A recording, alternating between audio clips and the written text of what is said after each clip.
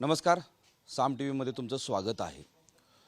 हा माझ्या हातामध्ये GR आहे, जो काल मुंबईच्या आझाद मैदानावर सरकारनं मनोज जरांगे पाटील यांना दिलेला आहे।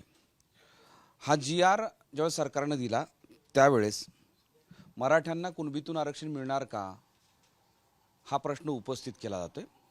काही जण म्हणतात की मराठे जिंकले, काही जण म्हणतात मराठे जिंकले पण तहात हारले। या वेगवेगळ्या विषयावर आपण तज्ञ अभ्यासकांशी चर्चा करतोय आणि आता माझ्यासोबत या क्षणाला अभ्यासक डॉक्टर प्राध्यापक शिवानंद भानुष्य सर आहेत।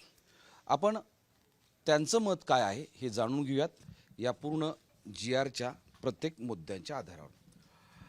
सर, हा GR म्हणजे 2 सप्टेंबर 2025 रोजी काल तुमच्यासमोर माझ्यासमोर दिला गेला मनोज जरांगे पाटलांना। तर त्यामध्ये असं होतं की हैदराबाद गॅजेटियरमधील नोंदी विचारात घेऊन मराठा समाजाच्या व्यक्तींना कुणबी किंवा मराठा कुणबी किंवा कुणबी मराठा जातीचे प्रमाणपत्र देण्यासाठी कार्यपद्धती विहित करण्याबाबत याच्यावरच काही जण आक्षेप घेत आहेत। तुमचा आक्षेप आहे का याचं स्वागत आहे? आता isakal.com आहे देशातील नंबर 1 ची मराठी न्यूज वेबसाईट। प्रत्येक अपडेटसाठी isakal.com ला नक्की भेट द्या। हैदराबाद गॅजेटचा आणि या GRचा काही संबंध आहे असं मला माझ्या अभ्यासावरून वाटत नाही। कारण कुणबी मराठा, मराठा कुणबी, कुणबी अशा पद्धतीचा जो 2004चा GR आहे, त्यानंतर त्याला थोडं अपडेट करून 2012चा GR आहे, त्याला अपडेट करून पुढे 7 सप्टेंबर जरांगे पाटलांनी उपोषण केलं होतं आणि एकनाथ शिंदे उपोषण सोडायला आले होते। त्या दिवशी त्यांनी तो GR दिला होता, जो आम्ही ड्राफ्ट केला होता अपडेट करून थोडा। तो GR आहे, त्या GR मध्ये आणि या GR मध्ये काहीही फरक नाही। त्याचं कारण असं आहे की आजपर्यंत जे कुणबी प्रमाणपत्र मिळण्यासाठीचे निकष होते, नोंदी शोधल्याशिवाय, कुणबी नोंद सापडल्याशिवाय ते होणार नाही। तसं आता त्या GR पेक्षा वेगळं या GR मधून काय होणार आहे आणि काय होणार असेल तर सरकारनं तसं स्पष्ट येऊन सांगावं। कारण कुणबी प्रमाणपत्र मिळण्याचे निकष, नियम आणि वैधता म्हणजे व्हॅलिडिटी होण्याचे निकष हे सुप्रीम कोर्टाच्या जजमेंटनुसार आहेत। ते भारतभर एकच आहेत, ते वेगळे असू शकत नाहीत। हां, त्यामुळे व्हॅलिड होईल का असा विषय आहे शपथपत्रावर वगैरे, असं होत नसतं। तुम्ही व्हॅलिड पर्यंत तरी गेलेत। काही जण असं म्हणतायत की हा GRच नाही। या GR मध्ये सुरुवातीला प्रस्तावना आहे, म्हणजे आपला मराठवाडा आणि मराठवाड्यातला मराठा वगैरे वगैरे तुम्ही तुम्हाला तोंडपाठ झाला असेल। वाचलाय सर, मी झालाय? अनेक वेळा वाचलाय, अनेक वेळा मी वाचलाय। तोंडपाठ झाल्यासारखंच आहे, मला बघायची सुद्धा गरज नाही, कारण त्याच्यात मी बघितले काहीच नाही आहे त्याच्यात। हां, कारण असं आहे की आम्हालाही आता तुम्हाला दाखवून तुमच्या प्रतिक्रिया घेऊन इकडच्या येईन तिकडच्या आम्हालाही तोंडपाठ होतो की काय असं वाटते। तर आपण आता या प्रस्तावनेच्या पुढे सगळ्यात महत्त्वाचं म्हणजे शासन निर्णय हा जो भाग आहे, हा जो खरं त्याला GR म्हणतात, हे बाकी प्रस्तावना आहे। हां, तर त्या तो पान घ्या आणि तो पान आम्हाला समजून सांगा, म्हणजे प्रेक्षकांना समजून सांगा की याच्यातून काही मिळालंय का?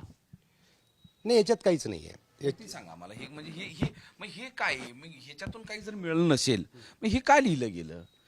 मग हे कधीच आहे का? तुमचा दावा सुरुवातीला होता की हे जुनच आहे, मग हे पण जुनं आहे का? हे फक्त शब्दछल केला गेलेला आहे। म्हणजे कुणबी नावाची नोंद जर तुमची सापडणार नसेल तर तुमची मराठाच नोंद असेल आणि कुठल्या तरी नातेवाईकाची कुणबी नोंद आहे, कुठल्या तरी नातेवाईकाची कुणबी नोंद आहे आणि त्याचं शपथपत्र घेऊन, याचं शपथपत्र घेऊन अशी जात देता येत नसते। ती भटक्यांसाठीचा तो GR वेगळा होता, कारण त्याला जातच नव्हती, म्हणून त्यांनी ती जात देण्यासाठीची पंच कमिटीचा विषय होता। आता मराठा ही जात आणि कुणबी ही जात वेगळी आहे, म्हणजे त्या यादीमध्ये जरी वेगळी नसेल, मराठा कुणबी एक असण्याचे आपण 123 पुरावे दिलेले आहेत, त्याच वेळी त्यांनी करणं अपेक्षित होतं। ती वेगळी नाही, पण टेक्निकली वेगळी आहे ना। आणि एखादी या देशात सगळं बदलता येतं, पण टेक्निकली जात नाही बदलता येत। त्यामुळे जर पुरावा कुणबीचा नाही मिळाला या GR नुसार किंवा अजून कुठल्या याच्यानुसार, तर त्या पद्धतीनं कुणबी प्रमाणपत्र दिलं जाणार नाही। जर दिलं गेलंही तरी ते व्हॅलिड होणार नाही, कारण सुप्रीम कोर्टात काही केसेस आजही पेंडिंग आहेत की हां न दिलेले। त्याच्यावर आपण नंतर येऊ। हा संदर्भाधीन वाचा क्रमांक 1 क्रमांक 3 हे काय आहे? हा, हे प्रस्तावनेत जे दिले त्यांनी संदर्भासाठी म्हणजे आणि हा काय वाचा हे जे अनेक जण म्हणतात की हा तर अगोदरचाच कायदा आहे, नवीन काय म्हणतात. हो ना, मग हे जे कायदे आहेत ना याच्यानुसारच म्हटलंय ना त्यांनी, वेगळं काय म्हटलंय त्याच्यानुसार वाचा म्हणतायत ना ते, या वाचानुसार आणि प्रस्तावनानुसार याच्यानुसार वाचा म्हणतायत ते, हे म्हणजे त्यांना परत लिहायचं नाहीये, ते वाचा आणि हे असं असं आहे असं म्हणायचं त्यांना. हां असं त्याचा अर्थ आहे. मग याच्यामध्ये असं आहे की वंशावळ समिती, स्थानिक समिती, याच बऱ्याच गोष्टी इथं दिसत आहेत.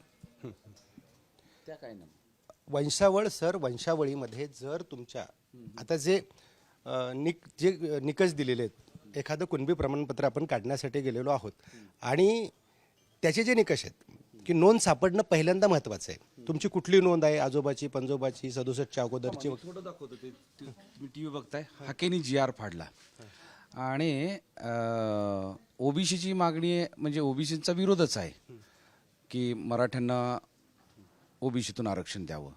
जर ह्याच्यात काहीच नसेल तर इतका राग व्यक्त करण्याचं कारण काय, ते निषेध व्यक्त करण्याचं कारण काय. आज तर मंत्रिमंडळाच्या बैठकीपूर्वीच छगन भुजबळ बाहेर पडले, मग ह्याच्यात तुम्ही नाही असं म्हणताय, दावा करताय. हे पॉलिटिक्स आहे, हे राजकारण आहे.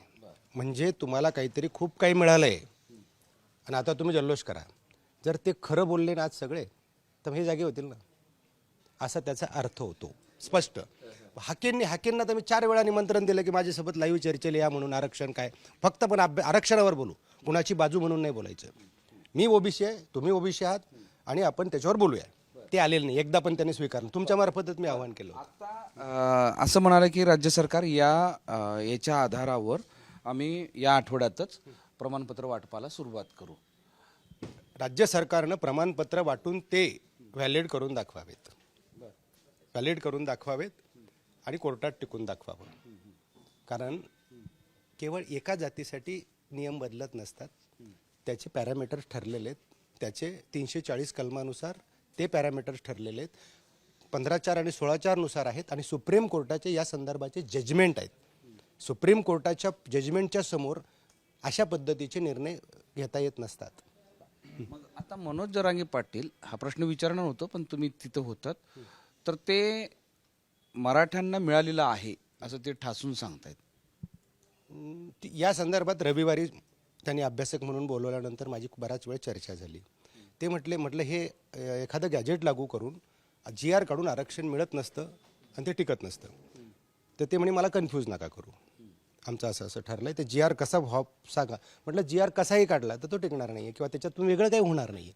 GR मधून आरक्षण नसतं मिळत. GR मधून जर आरक्षण मिळालं असतं तर वेगळा 10% कायदा केला नसता किंवा ओबीसी समावेशी शिफारस केली नसती, आयोग नेमले गेले नसते. बेसिक आयोग आहे ना सगळं. जर आयोगाशिवाय होणार असेल तर मग हे असं GR नुसारच झालं असतं, असं होत नसतं. मला सांगा, हे सगळं बिनकामाचं आहे असं तुमचं म्हणणं आहे? काहीच नाही होणार ना सर. मला सांगावं, कुणीही सांगावं, कुठल्याही तज्ज्ञांनी, मी जरांगे पाटलांनाच म्हणत नाही, त्यांचा हेतू प्रामाणिक आहे, पण मला कुठल्याही अभ्यासकाने सांगावं, आरक्षणाच्या अभ्यासकाने, भारतीय राज्यघटनेच्या अभ्यासकाने सांगावं की याच्यातून आजपर्यंत जे होत होतं त्याच्यापेक्षा वेगळं काय होणार आहे. कुणीही सांगावं. तुम्ही आव्हान करा, तुमच्या साम TVच्या माध्यमातून मी आव्हान करतो की कुठल्याही तज्ज्ञांनी येऊन सांगावं की याच्यापेक्षा वेगळं काहीतरी होणार आहे. आजपर्यंत जे प्रमाणपत्र मिळण्याचे निकष होते त्याच्यापेक्षा वेगळं काही होणार आहे? काहीच होणार नाही सर, काहीच होऊ शकत नाही. झालं एखाद्या दिवस केलं प्रमाणपत्र तर ते व्हॅलिड होणार नाही 101%. मग काय केलं पाहिजे? आरक्षणाचा एकमेव मार्ग आहे. आरक्षणाची ट्रिपल टेस्ट सांगितली इंदिरा साहनीमध्ये की तुम्ही आयोग नेमला पाहिजे, आयोगानं सर्वेक्षण केलं पाहिजे, आयोगानं सर्वेक्षण केल्यानंतर कंप्रेम्पटरी म्हणजे समकालीन पुरावे तुम्ही त्याच्यात जोडले पाहिजे आणि 50%च्या वर जाता कामा नये आणि सरकारनं ते स्वीकारलं पाहिजे.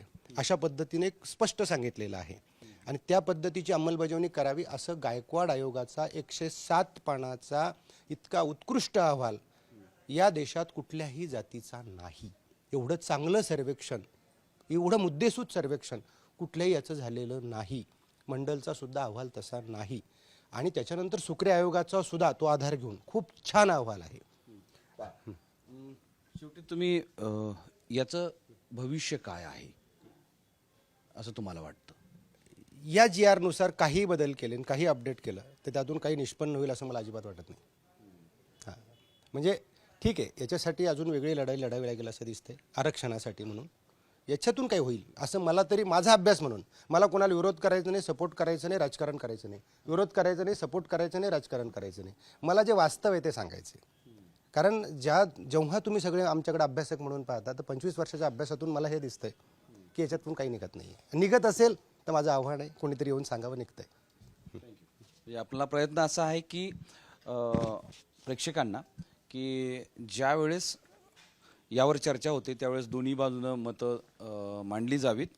आणि अनेक जण म्हणत आहेत की सरकारनं फसवणूक केलेली आहे, मराठी जिंकले पण तहात हारले वगैरे वगैरे वगैरे. तर ते नेमकं जिंकले कुठे, तहात कुठं हारले, हे तुमच्यापर्यंत पोहोचवण्याचा मी प्रयत्न करतो आहे ना. आत्ता गेल्या अनेक वर्षांपासून कुणबीतून आरक्षण म्हणजे ओबीसीतून आरक्षण हीच प्रमुख मागणी घेऊन सतत बोलणारे आणि राजकारण करणारे म्हणजे समाजकारण करणारे डॉक्टर प्राध्यापक शिवानंद भानुसे सर यांनी हे सांगितलेलं आहे की यातून काही निष्पन्न होणार नाही. पुन्हा याचसाठी म्हणजे या GR साठी नाही, या आरक्षणासाठी म्हणजे कुणबीतून मिळणाऱ्या आरक्षणासाठी संघर्ष करावा लागेल. मोहम्मद इरफानचा माधव सावरगावे, साम TV, छत्रपती संभाजीनगर.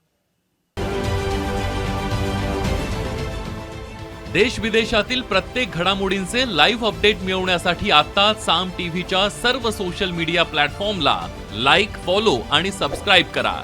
तसंच सर्व नोटिफिकेशनसाठी बेल आयकॉन प्रेस करायला विसरू नका.